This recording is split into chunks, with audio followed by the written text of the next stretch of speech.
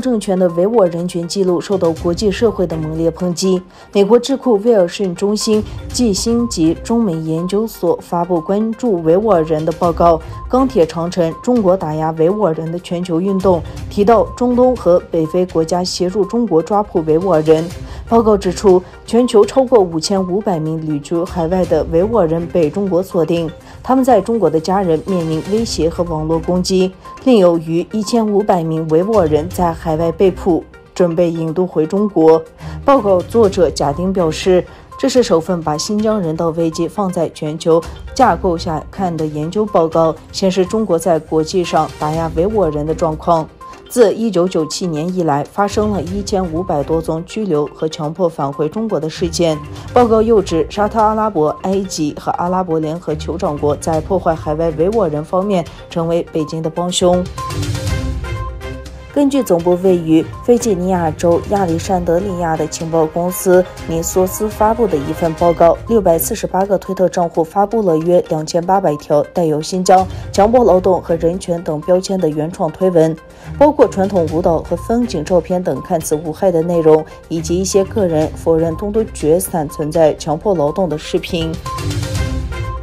俄罗斯发动入侵乌克兰战争2个多月后，中国无人机巨头企业大疆创新科技有限公司成为第一家停止在俄罗斯和乌克兰开展业务的中国大型企业。大疆创新没有说其决定背后的合规要求是什么。在俄罗斯入侵乌克兰之后，美国及其盟友对俄罗斯实施了一系列广泛的出口管制和制裁，但是中国没有加入对俄制裁行列。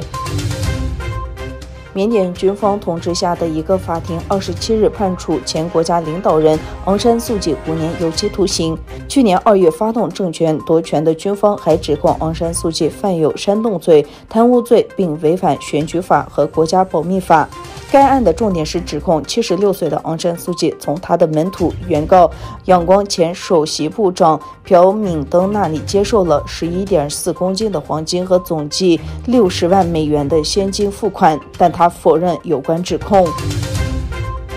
俄罗斯即将停止向波兰和保加利亚供应天然气，显示乌俄战争掀起的政治和能源供应冲突升级。俄罗斯天然气工业公司表示，他们并未停止向波兰供应天然气，但华沙必须根据新的付款要求向其支付费用。